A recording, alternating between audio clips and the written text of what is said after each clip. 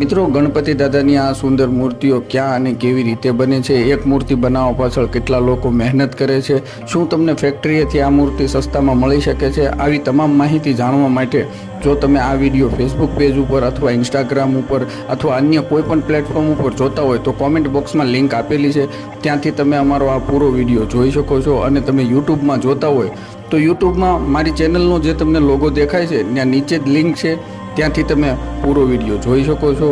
અને આ વિડીયોને લાઇક શેર કરી કોમેન્ટમાં જય શ્રી ગણેશાય લખવાનું ભૂલતા નહીં.